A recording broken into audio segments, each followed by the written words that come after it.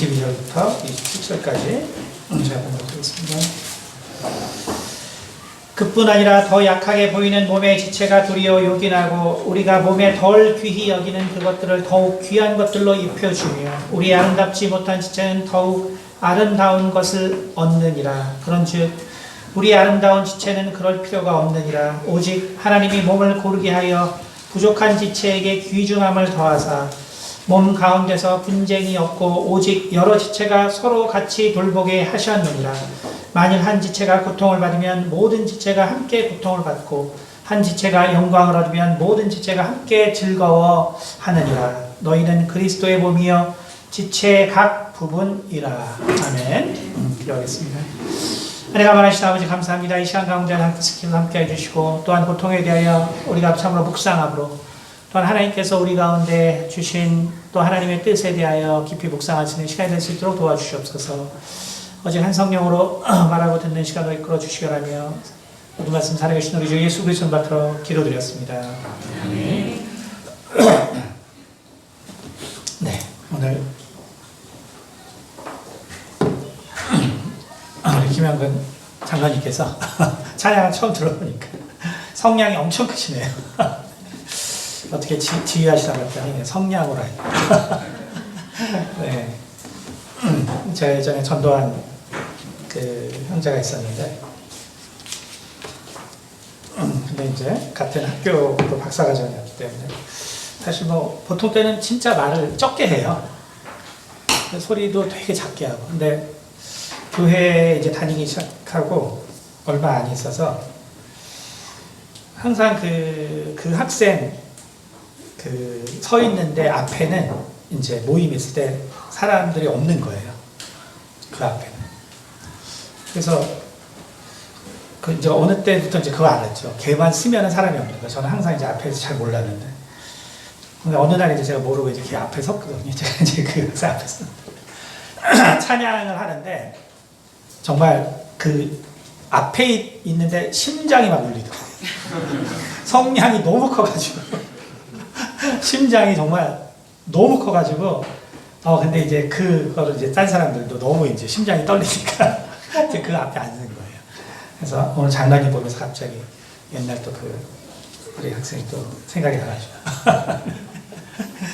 하나님께서 주신 또 이렇게 참 귀한 탤런트라고 생각이 됩니다.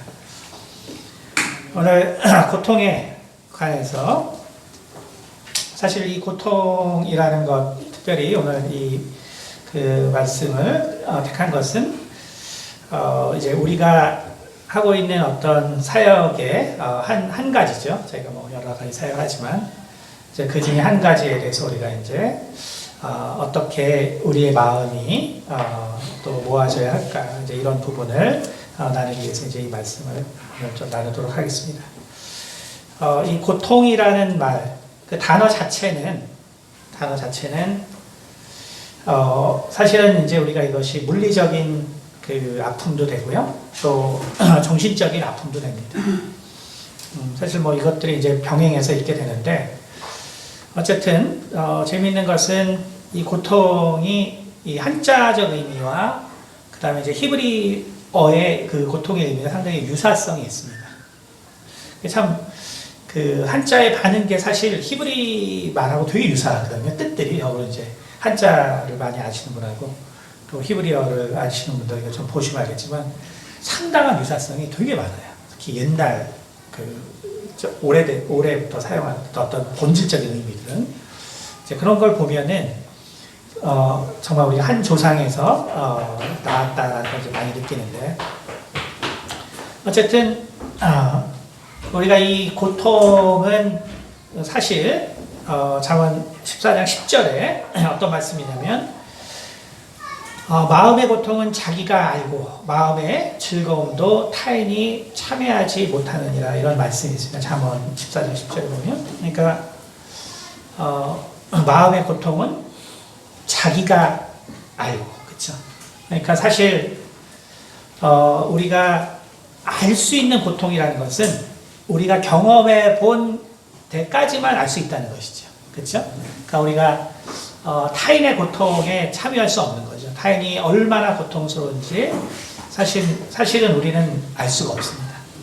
확실한 건 뭐냐면, 그렇게 그 심한 고통이 생기게 되면, 결국은 우리는 어떤 병적 요소로까지 나아가게 되고, 결국은 그 병적 요소를 통해서 결국은 영원히 고통 가운데 있는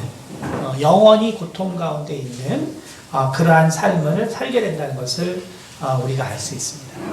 바로 예수님께서 특별히 정말 고통받은 자들을 찾아다니셨죠. 그렇죠? 요한은 일부러 그 많은 이적 중에서 고통을 받는 자들을 찾아다니신 예수님에 대해서 그러한 정말 예만 골라서 기록했거든요. 그것은 결국 우리가 정말 영원히 고통을 받을 수밖에 없는 그러한 고통일지라도 바로 예수님께서는 그가 빛이요 생명이시기 때문에 바로 그러한 고통 가운데 우리를 자유케 하실 수 있다라는 의미에서 바로 그러한 기록을 했을 것입니다.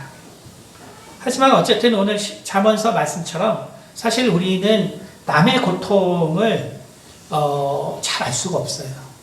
남의 고통을 잘 알 수 없고, 그렇기 때문에 남의 고통에 대해서 우리가 어느 정도 조언은 해줄 수 있지만, 그러나 그 조언 이상에 대해서는 사실은 우리는 더 이상 그 조언으로 나가기보다는 사실 우리는 이해로 나가야 된다는 것이죠. 이해로 나가야 된다.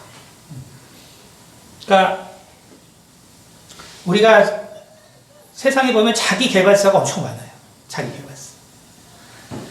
그러면 이게 그 힘든 사람들은 실은 과정이 있습니다. 그러니까 어느 순간에 그냥 처음부터 막 죽치고 고통스러운 건 아니거든요. 노력을 해요. 노력을 해서 사실은 여러분들이 생각하기에 이제 이해가 되지 않는 어떤 고통 가운데 있는 사람들은 실은 어떤 과정이 있냐면 그 상당 시간 자기 개발서를 봐요. 늘 극복하기 위해서. 그것을 극복하기 위해서. 그러니까 제가 평생 보지 않은 게 자기 개발서거든요. 근데 그냥 긍정적인 사람은 그냥 그게 본능이에요. 자기 개발을 안 해도 그냥 자기 개발하게 돼 있어요. 그러니까 유전자가 이렇게 되기 때문에 안 해도 그냥 됩니다. 근데 고통 가운데 있는 사람들은 정말 자기 개발서를 많이 봐요. 그거 묻죠. 왜냐하면 그 개발서를 보고 나도 이렇게 해야지. 나도 이렇게 해야지. 막 하죠. 제가 쭉 보니까 그 개발서를 보면 볼수록 고통에 있는 사람들은 더 실망해요. 왜냐하면 결국 그 시도를 해봐도 별 소용이 없고 또 해도 유지가 잘 안 되고 그러니까 자기 개발서를 보면 도움이 되냐 하면 도움이 안 돼요. 그래서 제가 이제 상담을 많이 하다 보니까 이제 물어보죠. 자기 개발서들. 우리 때는 이제 마인드 컨트롤이 그 당시에는 최초의 자기 개발 거였거든요. 그래서 이제 힘든 애들이 이제 그 마인드 컨트롤 책을 본다고. 그래서 이렇게 쭉, 그래서 그 당시에 제가 이제 20살 때 한참 유행하는 거라서 이 책을 찾아보니까, 내가 이미 국민학교 6학년 때 피라밋 타워라는 책에 감동이 돼가지고 피라밋을 만들어서 내가 우주의 에너지를 내가 받아야지 하면서 엄청 자기 개발했는데. 그러니까 이게 그냥 긍정적인 사람은 그게 본능이에요. 자기 개발의 본능이고. 아닌 사람들은 이제 그게 안 되죠. 그러니까 안 되니까 이제 고통이 있는 거죠. 그렇죠? 그리고 그 고통에서 벗어나려고 무지하게 애를 써요. 그래서 제가 어느 때부터 얘기를 했죠. 딱 예상을 합니다. 자기가 노력한다. 책 본다고. 제가 이제 말합니다. 그런 책은 그게 먹히는 사람은 극소수야. 네가 그게 책 보고 될 사람이었으면 옛날에 됐어. 그러니까 자꾸 그런 거에 너무 안 된다고 실망하지 마.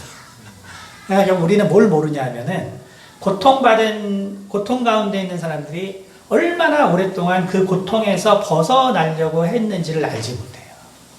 실은.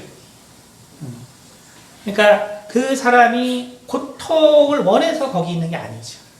그러니까 우리가 조언은 그냥 어느 정도만 하면 된다는 말이에요. 그러니까 여러분이 뭘 모르냐면 그 사람들이 그 고통 가운데 있는 동안 얼마나 많이 노력을 했는지를 모른다는 거예요. 모른다. 그러니까 그 고통 가운데 있는 사람은 여러분이 되게 한심해 보이죠. 그러나 그들이 얼마나 오랫동안 그것을 극복하려고 노력했는지를 사실 모르는 것이죠. 그렇기 때문에 고통이라는 것은 오늘 잠언에 있는 것처럼 누가 거기에 함께 참여할 수 있는 그런 것들이 아니에요. 그리고 우리가 고통을 안다고 하는 것도 우리가 그냥 어느 정도 내가 경험해 본 그 한에서만 아는 것이지 사실 그 이상이 되는 것들은 사실은 우리는 알지 못합니다. 하지만 이제 이 세상이라는 것이 어떻습니까? 이 세상이라는 것이 정말 고통받은 사람들이 살 수 있는 세상이 아니에요. 그렇죠? 다시 말하면 우리가 장애인이 이 세상 살기가 참 어렵죠. 그렇죠? 장애인이 이 세상 살기 되게 어려운 것처럼 특별히 이제 우리나라에서 살기 어렵죠. 어려운 것처럼 정신적으로 힘든 사람이 이 세상 살기가 되게 어려운 나라입니다.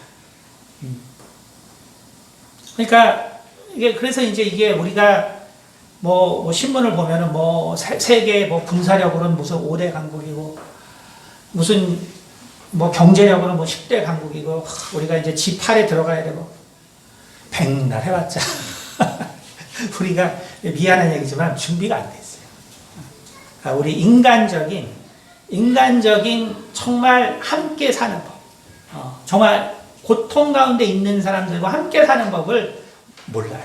사실 모릅니다. 그러니까 그게 안 되는 상태에서 뭐 G8에 들고 해서 무슨 일 날까요? 그렇죠. 그래서 선무당이 사람 잡는다고 하는 거예요. 그러니까 준비되지 않은 사람이 뭔가.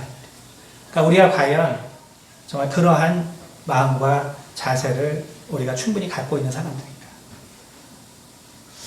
사실 그렇습니다. 우리는 우리나라 자체가 제가 어릴 때 제일 많이 겪었던 게 그거예요.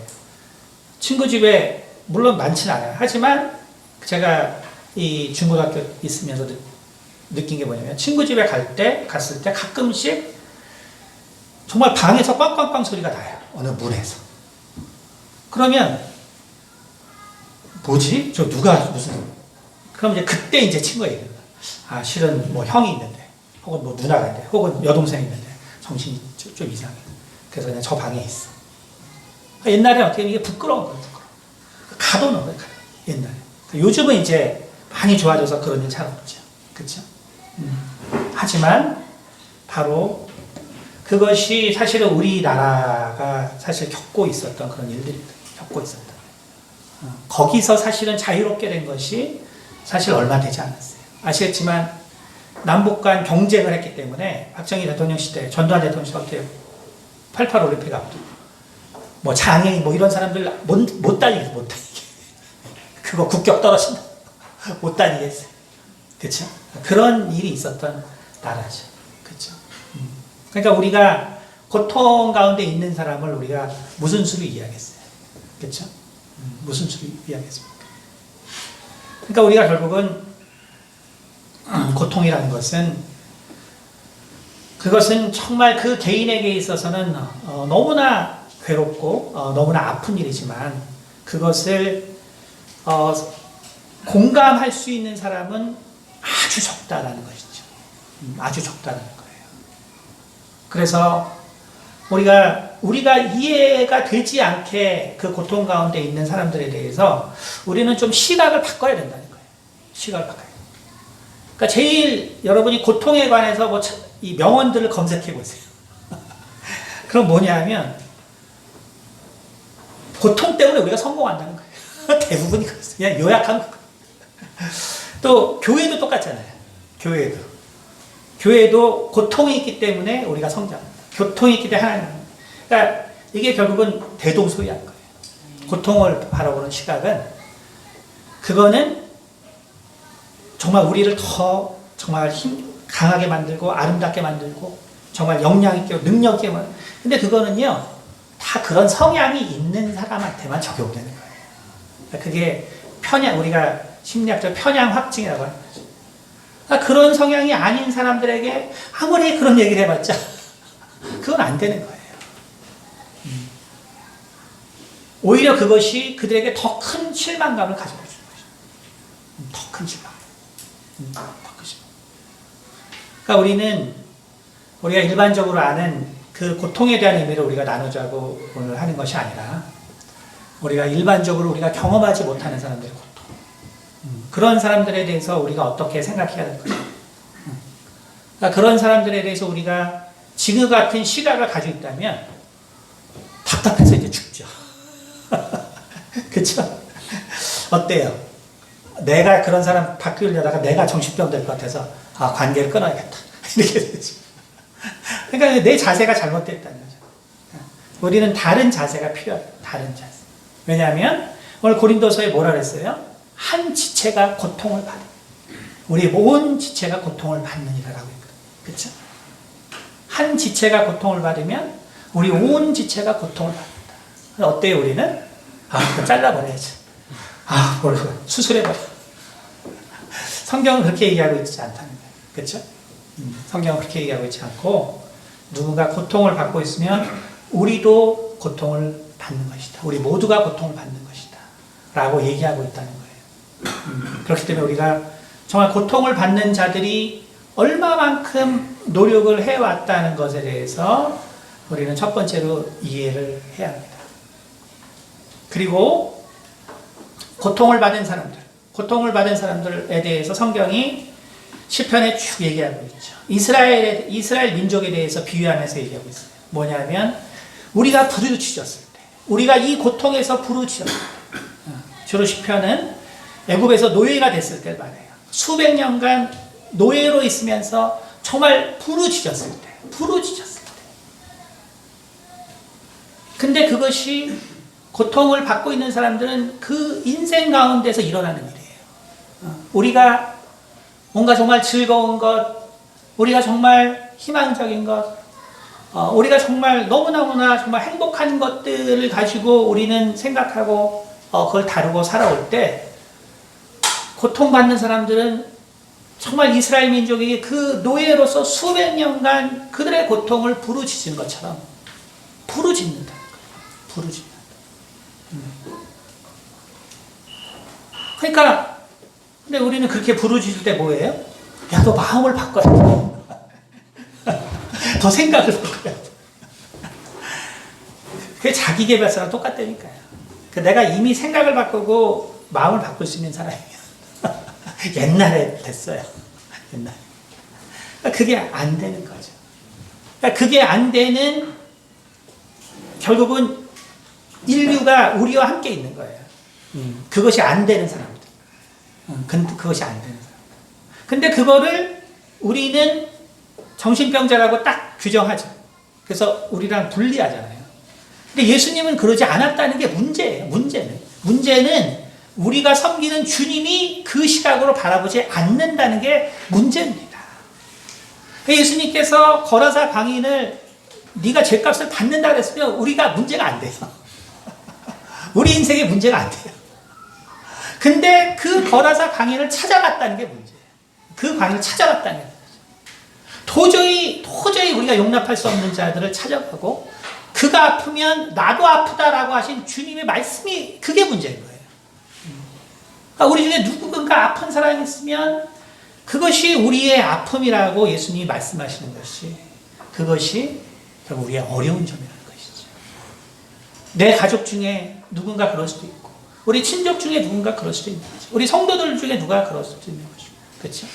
그것이 사실은 나의 아픔이 되어야 된다는 것이 예수님의 말씀인 거예요. 그것이 우리를 사실은 힘들게 하는 거죠.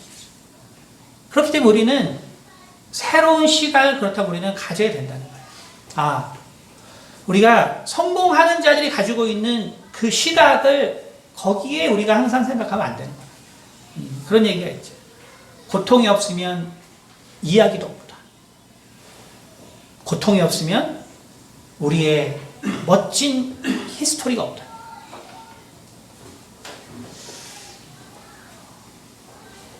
멋진 히스토리를 위해서 우리가 과연 고통이 있는 것입니다. 그렇죠? 근데 어때요? 모든 세상에서 성공한 사람들 중에 고통이 있던 사람이 있어요, 없어요? 다 있죠. 다 있고 다 극복한 사람들. 그렇죠? 그러나 그것의 실체는 그것은 그들이 그렇게 태어났다는 거예요. 저도 그렇게 태어난 사람 중에 하나예요. 그렇기 때문에 어때요? 그 고통을 극복한 사람들은 그 고통이 다 참을만 했어요. 참을만 했으니까 이 자리에 있는 거지. 우리도 못 참았으면 정신병자 되는 거죠. 다 참을만 했으니까 이 자리에. 그러니까 우리가 참을 수 없었기 때문에 그렇게 있는 거예요. 그러니까 참을 수 없는 자들에게 우리가 동일한 시각으로 바로 바라봐서는 안 된다는 것이죠. 이것이 훨씬 그래서 참으로 어려운 일입니다. 그래서 제가 신유 사역을 했을 때 그때는 이제 어떤 정신적으로 힘든 사람이 그 위주는 아니었으니까 위주는 아니었기 때문에 그러니까 참 신유 사역이라는 거는 그 개인적으로 봤을 때 참 뭐라 그럴까 참 그런 능력과 사역을 한다면 되게 좋은 거죠. 멋지고.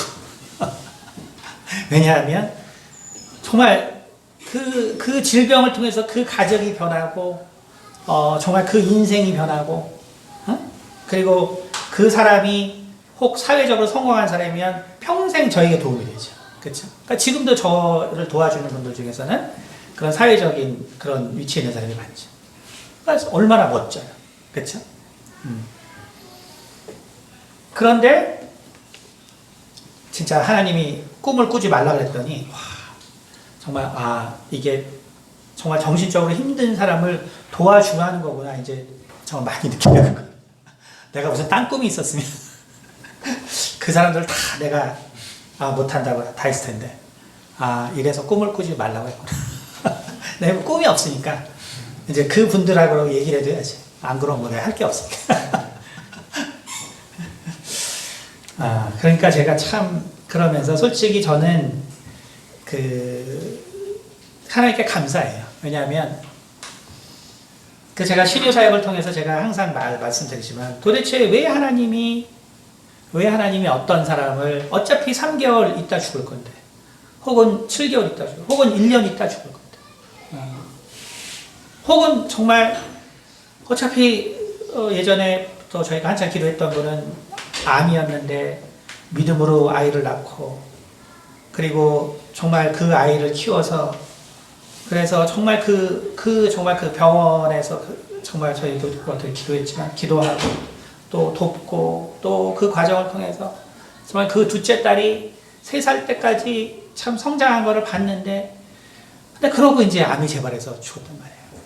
참 그런 걸 보면 참 어차피 참 죽을 건데 하나님께서 왜 이런 과정을 거치게 할까? 제가 여러 번 말씀드렸지만 하나님께서 가르쳐 주신 건 뭐냐면 우리를 온전하게 하기 위함이다. 온전하게. 그러니까 하나님이 정말 원하는 것은 우리가 온전해지는 거예요. 온전해지는 거. 정말 하나님이 어떤 분인가에 대해서 우리가 결국은 정말 우리의 감정과 또 우리의 삶으로서 깨닫는 것이죠. 그 과정을 통해서. 그러니까 제가 이거는 말씀드렸어요. 우리 교회가 이렇게 크거나 막 이렇게 화려하지 않잖아요. 하지만 제가 여러분에게 말씀드릴 수 있는 것은 여러분이 정말 구원에서 이탈하지 않을 수 있도록 이끌어 줄 수 있는 것 같아요.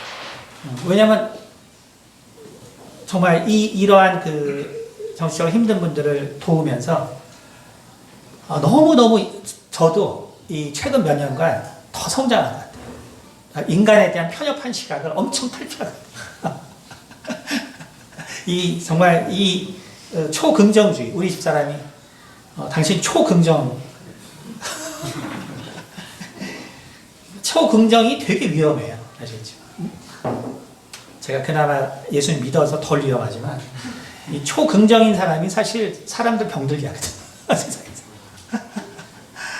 초긍정인 사람이 힘들고 아프고 이런 사람들 모르잖아요. 모르기 때문에 정말 병들게 하죠. 가족이 병들어요. 그러나 초긍정인 사람은 이해하지 못합니다. 이해하지 못해요. 어떻게 접근해야 된다는 생각 자체가 없어요. 자체가. 그러니까 결국 저는 최근에 이러한 그 사역을 집중하면서 너무나 정말 하나님께 감사한 게 정말 내가 온전함이 뭔지를 조금씩 이해해가는 것 같아요. 그건 뭘 말하냐면은 여러분들이 병들지 않고도 병들지 않고도 죽을 때가 되면 온전해질 수 있겠구나. 여러분이 굳이 병들지, 왜냐 아까 봤지만 다 병들어서 결국 온전한 과정을 하나에 거치죠. 온전해져. 여러분이 굳이 병들지 않아도 온전해질 수 있는 어떤 그러한 환경을 하나님께서 주시는 것이 아닌가라는 생각이 듭니다. 우리가 고통이라는 것은 기본적인 고통의 원인은 다름이라는 것이죠. 다름. 기본적인 고통의 원인. 다시 말하면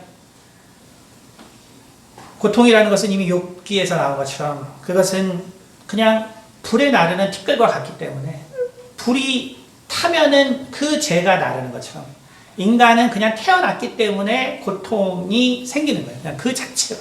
그렇죠? 근데 바로 그 고통이라는 것은 그래서 시발점이 뭐냐면 결국 내가 타자의 세상에 태어났다는 것이고 그것은 뭐냐면 그냥 태어났다는 거. 태어났기 때문에 다른 사람이 있다는 거. 그러니까 다르다는 거예요. 고통의 시작은 다름에서 시작합니다. 그런데 거기서 우리가 공감을 받았다. 내가 다른 세상에서 태어났는데 내가 공감을 받았다 그러면 기쁜 세상이 되는 거예요. 아까 윤섭이 봤잖아요. 고통이 뭔지, 고난이 뭔지 모르잖아요. 그렇죠? 공감을 해주면 세상이 기쁘죠. 왜 고통스러워? 공감을, 주변 사람이 다 공감해주는데 왜 고통스러워? 고통스럽게 없죠. 그렇죠? 근데 다른데 공감을 받지 못하는 것을 우리가 고통이라고 하는 거예요. 내가 다른 세상에 태어났고 내가 다른 사람과 사는데 공감을 받지 못하고 또 내 자신에 대한 문제도 있어요. 인간은 내 자신을 향해서, 왜냐하면 나는 어차피 변하거든요. 내가 변하기 때문에 나는 내 자신을 결국 다르게 만들어가요. 내 자신. 그러니까 내 자신이 변한다는 것 자체가 우리 인간에게 있어서는 그냥 그것 자체가 고통의 바로 근거가 되는 거죠.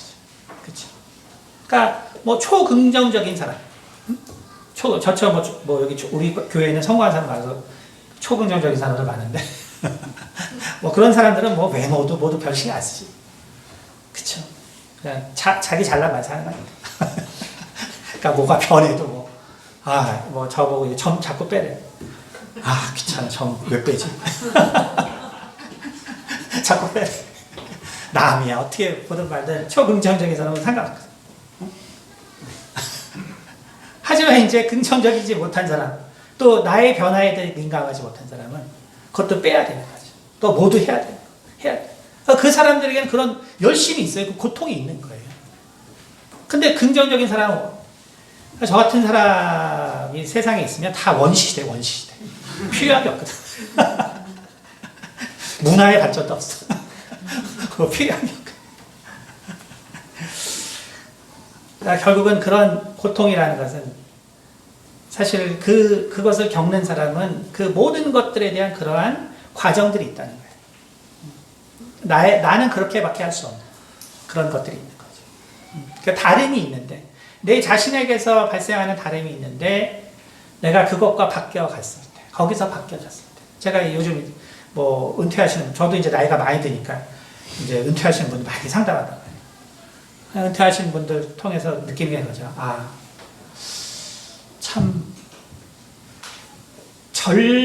그래서 참 젊은이들이 그 젊음이 가장 귀하다는 걸 좀 알았으면 좋겠어요.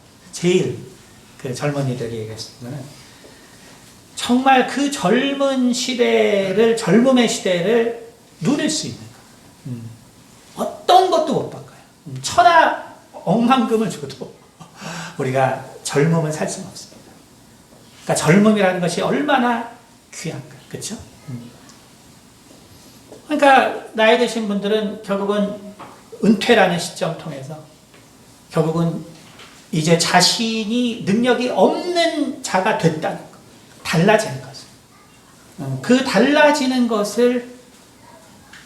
그것을 그 사실 자체가 자기 내부 내에서 그 달라짐을 자기가 공감을 못해요. 왜? 난 너무 성공적으로 잘 살았기 때문에. 은퇴 후에 내가 이렇게 있어야 된다는 사실을 받아들이지 못해요.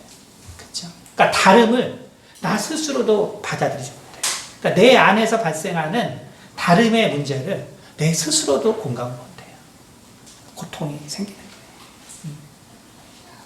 바로 이것이 타인과의 문제에서 발생하는 것이 그렇기 때문에 바로 우리가 일반적으로 얘기하는 고통이에요.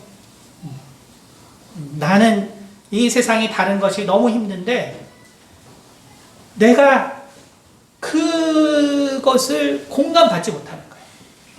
그것을 공감받지 못하는 거예요. 그러니 이 사람들은 얼마나 그 다름의 문제를 나에게도 맞춰보려고 노력하고 또 타인에게도 맞춰보려고 노력하고 얼마나 노력을 하는지 몰라요. 어떤 제가 제일 여자분들 중에서 많은 경우는 그거죠. 자, 부모가 뭐 여러 가지 이유로 자기에게 뭔 이유로 근데 뭐 어떤 이유가 있냐면 뭐 재정적인 이유가 첫째는 있고요. 그 다음에는 많이 보는 게 결국은 남자들만 여전히 그 대접하고 키우는 집안. 그러니까 이제 이런 일들이 있단 말이에요. 그러니까 여자는 그 딸은 이유도 모르죠. 왜 내가 이렇게 구박받는지. 간단해요. 네가 아들이 아니어서 그런 거예요. 그걸 누가 얘기해 주나요? 그냥 아들이 아닌 이유만으로 구박받는 거예요. 그러니까 어때요? 그 딸은 엄청 노력하겠죠. 내가 뭘 잘못했나? 내가 뭘 이렇게 했나? 뭘 저렇게 했나? 그걸 갖다가 1년, 2년, 3년 오랜 시간에 하고 사실 나는 너무 힘들었어요. 이제 20대가 돼서 용기 있게 말합니다. 난 너무 힘들었어. 야, 누가 더 그렇게 힘들게 살래? 부모의 말을 그러죠. 누가 더 그렇게 힘들게 살래? 아니, 우리한테 그런 불만이 그렇게 많았어? 이 독한 거. 이런 얘기를 하는 거죠. 그러니까 우리는 그 힘든 사람들이 어떤 과정을 통해서 저 상태가 됐는지를 전혀 이해를 못해요. 저 사람의 마음에는 어떤 고통이 있었는지. 그러니까 우리가 몇 번 말하고 안 되면 우리가 분노가 치밀죠. 얘는 살겠다는데 말겠다는 그런 것이 아니라 그런 것이 아니라 그 안에는 너무나 그것을 극복하고자 하는 많은 노력이 있었지만 그러나 결국은 공감받지 못하는 세상에서 우리가 살아갈 때. 그래서 우리가 성경을 보면은 바로 그래서 이 정신병의 이유가 사실 성경에서 다 나와 있어요. 실은 다 나와 있어요. 정신병. 우리가 한번 시편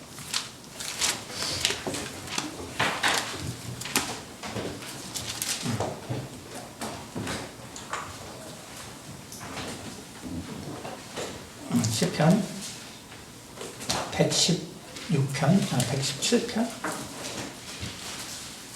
118편, 118편 5절 볼까요? 118편 5절. 네, 거기 한 구절만 읽어보요. 118편 5절. 합독 한번 해보겠습니다. 내가 고통 중에 여호와께 부르짖었더니 여호와께서 응답하시고 나를 넓은 곳에 세우셨도다. 사실은 이게 정신병이 생기는 아주 대표적인 정말 구절이에요. 이게 너무 시적으로 표현돼서 여러분이 잘 인식을 못하는데 사실 이 구절만한 설명이 없습니다. 칼 융이 왜 정신병이 생기는지 그가 그 평생을 고민했잖아요. 또 그러한 사람들을 다루고 칼 융은 이렇게 말하고 있어요. 사람이 왜 정신병이 생기냐면 그 고통의 의미를 부여받지 못했기 때문이다. 그 고통의 의미를 부여받지 못했기 때문이다. 이게 긍정적인 사람은 셀프로 의미를 부여해요. 긍정적인 사람은 셀프로 의미를 부여해요. 셀프로. 그래서 뭐든지 갖다 붙여. 뭐든지 갖다 붙여서 그 고통에서 나올 수 있어요. 근데 그렇지 않은 사람들도 있다. 그렇지 않은 사람들은 그 고통의 의미를 찾으려고 부단히 노력해요. 그 고통의 의미를 찾기 위해서. 그런데 누구도 그 고통의 의미를 부여해 주지 않아요. 오히려 뭐라고 해요? 네가 정신이 그렇게 약간 네가 정신이 그따 보니까 네가 그렇게 살아. 고통의 의미를 부여받지 못하는 것이죠. 오늘 하나님은 그래서 우리에게 사실은 정신적으로 힘든 사람들, 그래서 실은 성경을 여러분 자세히 보면요, 초긍정적이 아닌 사람들을 하나님이 고른 걸 볼 수 있어요. 하나님의 일을 이루시는데. 여러분, 정말 우리가 흔히 정말 간증을 듣고 또 우리가 흔히 명언에서 듣는 것처럼 그것이 뭐 결코 나쁘다는 게 아니에요. 정말 그렇게 해서 많은 분들이 고통을 극복하고 그리고 간직하고, 그렇죠? 그래서 그러잖아요. 고통아 와라. 응? 내가 너를 상대해 주겠다. 간증하시는 분 중에 이런 거 많죠. 그렇죠? 저도 그런 스타일이에요. 제가 이게 이제 은유적인 거죠. 제가 항상 그러잖아요. 나는 작은 교회에 익숙하다. 이제 저는 이상하게 사람들이 없을수록 힘이 나요. 그래서 작은 교회들만 해요. 그냥 딱 작은 성도들 딱 적으면 그래, 내가 이 교회를 내가 단단하게 해서 교회 반석을 내가 세우겠다. 아주 이제 초급이죠, 초급. 그리고 이제 어느 정도 괜찮아지면 이제 떠나요. 그래서 제가 이 교회도 제가 항상 얘기했잖아요. 이거 여기 다 되면 하나님이 또 딴 데 옮길지 몰라요. 그래서 그 얘기하죠. 평생은 이제 항상 교회만 이제 빌드업 하는데 사용해요. 근데 그래서 성경이 마치 정말 이 고난을 극복한 정말 이 초긍정인 사람들의 어떤 스토리 같지만 실은 전혀 그렇지가 않아요. 실은 전혀 그렇지 않습니다. 전혀 그렇지가 않고 아브라함부터 그렇지 않다는 것이죠. 아브라함부터. 그렇죠? 아브라함이 제가 유대 기록을 갖다가 그 유대에서 말하는 아브라함에 대해서 예전에 많이 몇 번 얘기를 해드렸지만 아브라함은 절대로 적극적인 사람이 아니었어요. 그냥 그 아버지가 우상을 만들고 정말 그렇게 또 그 니므롯의 아주 이 장군으로 있으면서 떵떵거리는 집안이었죠. 그리고 우상을 만드는 집안에 살았죠. 그렇죠? 그것에 불만이 있었어요. 그러나 아주 소극적이었어요, 보면. 그 대처 방식은 되게 소극적이었어요. 그렇죠? 그런데 하나님께서 그를 이끌어내시고, 그리고 그 아브라함이 그곳에서 받았던 고난의 의미, 다시 말하면 그는 포지티브한 사람이 아니었어요. 긍정적인 사람이 아니었어요. 그가 긍정적인 사람이었으면 진작에 정말 그 능력을 정말 사용해서 그 아버지의 또 그 권세를 이용해서 아마 니므롯을 대항하는 군대를 조직해서 그래서 하나님의 나라를 이끌려고 했겠죠. 전혀 그렇지 않아요. 아브라함은 정말 우상 스토리들 기억나는 게 있겠지만 우상을 부순다든지 손님들에게 뭐 교훈을 주는 말이라든지 이걸로 그냥 수십 년간 살았지.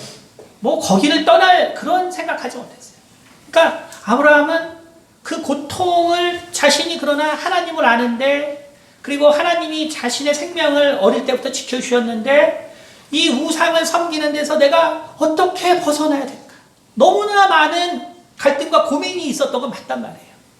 그러니까 그 고통을 극복하기 위해서 너무너무나 고생을 했지만 그는 셀프로 의미를 부여할 수 있는 사람이 아니었단 말이에요.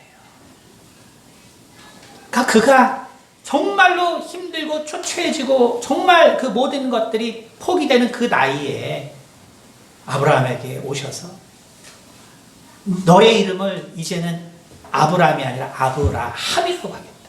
의미를 부여해 주세요. 의미를 부여해 주세요. 야곱에게 너는 다시는 야곱이 아니라 너를 이스라엘이라고 하겠다. 의미를 부여해 주세요. 의미를 부여해 주세요. 이 사람들이 그 고통에서 의미를 부여받지 못했으면, 이 사람들이 거기서 의미를 부여받지 못했으면 그들도 그 인생의 마지막은 정신병자예요. 야곱이 뭐 특별한 사람이 됐겠어요? 사랑하는 자기를 정말 진짜 목숨을 내어서 내가 저주까지도 너를 위해서 받겠다는 리브가가 그 엄마를 떠나서 다리가 어때요? 다리가 쩔뚝거리면서 나왔잖아요. 그 야곱이 거기서 그 광야의 길을 가는데 그가 정신병자 안 됐겠어요? 정신병자 됐죠. 근데 하나님이 그에게 의미를 부여해 줬단 말이에요. 네 인생의 의미를. 네 인생의 의미. 여러분, 다윗도 마찬가지죠. 다윗. 그렇죠? 정말 도대체 여덟째 아들로서 형을 먹여 살리는 그 다윗. 그렇죠? 정말 사무엘이 와서 정말 그에게 성령을 부어줬기 때문에 그가 정신병자가 안 됐지. 다윗도 거기서 몇 년 더 있었으면은 정신병자가 안 될 수가 없었겠죠. 그렇죠? 일단은 뭐 지적 수준이 너무 낮아가지고 안 됐을 거란 말이에요. 여러분, 우리는 그것을 잘 이해하셔야 돼요. 결코 성경에서 정말 하나님의 위대한 일꾼들이, 여러분 미안한 얘기지만 여기 앉아있는 초긍정적 사람이 아니에요. 우리들은 약간 미안한 얘기인데 준비가 안 됐어. 다 버려야 하나님이랑 할 수 있는 거예요. 아주 바다 끝까지 가요. 그러니까 초긍정적인 사람이 무슨 일로 바다 끝까지 가겠어. 셀프 의미를 부여해서 다 탈출하는데 안 되는 거죠. 그러니까 완전히 그 모든 것들을 내려놓은 사람들에게 하나님께서는 그 의미를 부여해 주셨단 말이에요. 그 의미를. 우리는 그것을 이해해야 돼요.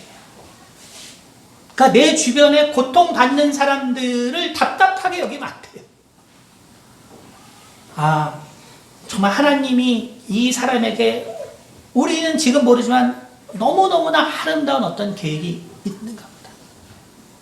내가 답답하면 답답할수록 이 사람에게는 정말 어떤 더 큰 의미가 이 안에 있는 것인가 보다. 우리는 그렇게 사람을, 그리고 고통당하는 사람들을 바라볼 수 있는 그 시각을 교정해야 돼요. 교정해야 돼요. 저도 지금 이나마 이 명목을 유지한 게 이 시각이 바뀌어가고 있기 때문에 그래요. 내가 초긍정이었으면 인생을 2번, 3번, 4번 실패했을 거예요. 왜냐하면 주변 사람 보통 모르거든요. 초긍정인 사람은 절대로 주변 사람의 고통을 모릅니다. 왜? 내가 셀프 의미 부여해서 계속 벗어날 수 있기 때문에. 저 사람 왜 저러지? 답답해. 뭐지? 저런 캐릭터는 뭐지? 처음 보는 캐릭터인데. 이렇게 되는 거죠. 오늘 아까 시편 118편 5절에 이렇게 말하고 있습니다. 내가 고통 중에 여호와께 부르짖었더니 여호와께서 응답하시고 나를 넓은 곳에 세우셨도다. 여러분, 우리가 고통이 심해지면 제가 항상 말하는 것처럼 고통이 심해지면 이거는 이제 뇌인지과학적으로 이미 이 정신질환의 프로세스가 있으니까 결국은 변연계는 우리의 감각기억 중에서 10분의 1을 단기 기억으로 바꿔주는 장소입니다. 그리고 그 10분의 1의 단기 기억 중에서 그 또 10분의 1의 장기 기억으로 필요한 것들을 전해주는 것이 바로 이 변연계에서 하는 일이에요. 하지만 우리가 어떤 큰 충격을 받거나 혹은 꾸준히 내 마음에 그 상처가 쌓이게 되면 그러면 결국 어느 시점부터 변연계는 바로 이 대뇌를 통해서 편도체를 조절하는 것이 아니라 변연계에서 편도체 사이에 직접적인 교류가 지배적이 됩니다. 그것을 우리가 외상후 스트레스라고 하는 거예요. 다시 말해서 정신적으로 힘든 사람들이 왜 그 고통 가운데 계속 있냐면 이 사람들은 이미 뇌에 문제가 있기 때문에 그래요. 변연계와 그리고 편도체 사이에 직접적인 교류가 있기 때문에 바로 그 큰 상처가 10년 지나고 20년 지나고 30년 지났는데도 생생한 거예요. 그리고 그 기억이 변연계를 지배하고 있기 때문에 지식의 증가가 될 수가 없는 것입니다. 다시 말하면 정신적으로 우리가 힘들어질 때 어떤 일이 발생하는 것이냐면 우리는 아주 좁은 곳에서 살게 된다는 거예요. 우리의 모든 생각이 아주 좁은 곳에서 그것의 반복의 생각에서 살게 된다는 거예요. 여러분, 내가 고통 중에 여호와께 부르짖었더니 여러분, 고통 중에 있는 사람은 모든 생각이 가장 협소해진 상태를 바라는 거예요. 그 고통 때문에 더 이상의 어떤 생각을 할 수 없는 상태를 바랍니다. 그런데 하나님의 치료 방법은 어떻습니까? 여호와께서 응답하시고 나를 넓은 곳에 세우셨도다. 나를 넓은 곳에 세우셨도다. 여러분, 우리가 이것을 잘 이해하셔야 돼요. 우리가 결국은 고통 중에 있는 사람, 그리고 정말 이 고통의 과정 중에 있는 사람에게 우리는 몇 번에 충고할 수 있어요. 왜냐하면 그 사람도 몰랐는데 초긍정인 사람일 수 있으니까. 셀프 의미로 부여할 수 있도록 해줄 수 있어요. 하지만 그러한 말이 내가 몇 번 해서 반응하지 않는다면 이 사람은 고통 중에 있는 사람이라는 것을 우리는 이해해야 돼요. 그리고 이런 사람에게 우리는 어떠한 정말 방법을 써야 되냐면 결국은 이 사람이 넓은 곳에 나올 수 있도록, 다시 말해서 정말 지금의 이 상황에서 정말 그의 생각을 오픈할 수 있는 그곳으로 우리가 이끌 수 있어야 된다는 거예요. 새로운 생각을 할 수 있도록, 또 새로운 정말 경험을 할 수 있도록, 그리고 그 좁아진 그 마음이 왜 그런가를 우리가 잘 살펴서 그래서 그 마음이 넓어질 수 있도록. 그 마음이 넓어진다는 건 뭐예요? 결국 그가 자녀라면은 혹은 부모라면은 정말 모든 것을 같이 얘기해 줄 수 있는 그 대화의 폭을 넓힌다는 말이죠. 고통은 결국 우리가 협소한 곳에 있는 것이고 하나님의 치료법은 바로 넓은 곳에 세운다는 거예요. 그렇다면 우리가 넓어진다는 것은 뭘까요? 그럼 우리에게 있어서 넓어진다는 건 뭐예요? 그것은 바로 사랑이라는 말로 한마디로 요약되는 것입니다. 내가 넓어져야 되는 거예요. 내가 넓어져야 돼. 내가 넓어져야 된다는 것은 뭐냐면 내가 사랑이 무엇인가를 아는 사람이 된다는 거예요. 내가 사랑이 무엇인가를 아는 사람이 되어서 내가 정말 오래 참을 수 있는 사람, 내가 정말 온유할 수 있는 사람, 내가 정말 그러한 사람의 모습으로 내가 넓어질 때 내가 고통 중에 있는 사람을 결국은 내가 도울 수 있는 사람이 될 수 있다는 것입니다. 오늘 고린도서에서 바울은 분명히 우리에게 이야기하고 있습니다. 우리가 다시 한번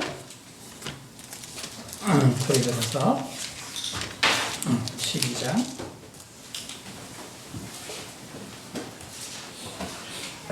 26절 제가 봉독하겠습니다. 만일 한 지체가 고통을 받으면 모든 지체가 함께 고통을 받고 한 지체가 영광을 얻으면 모든 지체가 함께 즐거워하느니라. 너희는 그리스도의 몸이요 지체의 각 부분이라. 하나님께서 우리 가운데 보내주신 자들을 그러므로 우리가 어떻게 정말 한 지체가 될 수 있느냐가 사실은 교회의 중요한 사명이라는 것을 성경이 얘기하고 있습니다. 그런 사실 우리의 교회의 모습들이라는 것은 어떻습니까? 교회에 적응하면 되는 거고 안 되면 딴 교회 가는 너무 편하지. 저도 그런 목사면 참 좋겠어요. 그러나 제가 그런 목사가 아니기 때문에 여러분의 구원을 나름 보증할 수 있다는 거예요. 제가 그런 목사가 아니기 때문에 여러분의 구원을 정말 나름 보장할 수가 있다. 왜냐하면 정말 저도 이러한 분들을 본격적으로 내 삶의 중심이 되기 전까지는 저도 몰랐거든요. 나에게도 이런 정말 이 무지막지한 이 잘못된 면이 있다는 것. 결국은 우리는 그렇기 때문에 누구도 이 세상에서 의미 없는 사람이 없다는 것을 여러분 항상 기억하셔야 합니다. 우리 눈에 보기에 정말 그것이 어떠한 모습의 사랑이든 우리는 정말 하나님 안에서 우리가 정말 그들을 위해서 기도하면 정말 그들에게 너무너무나 정말 귀한 것들을 근데 그것이요 정말 답답하면 답답할수록 우리가 깊게 기도하기 때문에 정말 내가 정말 발견하지 못한 나의 모습들이 발견된다는 거예요. 제가 얼마 전에 정원이가 정자매님이 전화가 왔어요. 전화가 왔어요. 그래서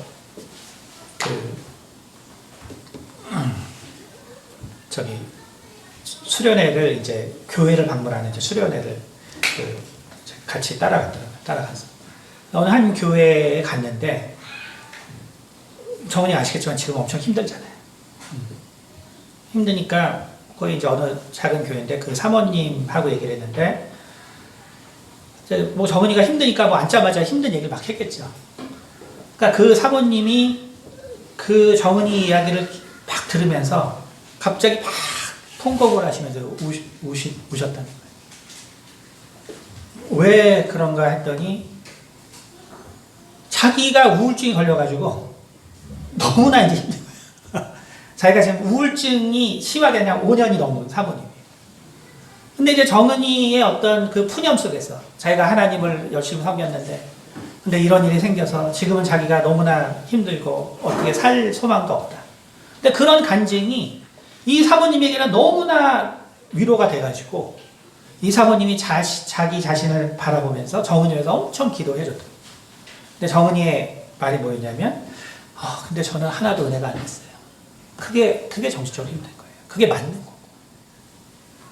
여러분 근데 그거를 잘 생각해 보세요. 결국 제가 그래서 그렇게 얘기했죠.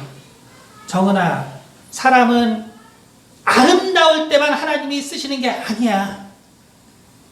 네가 아주 못났어도 하나님은 그 너를 쓰시는 하나님이야. 그게 하나님이셔. 네가 옛날처럼 하지 못해도 괜찮아. 하나님은 그런 너를 쓰시는 하나님이야. 근데 우리가 누구를 판단하죠? 근데 우리가 왜 누구를 정죄하죠? 왜 우리가 누구에게 왜 우리가 손짓을 하죠?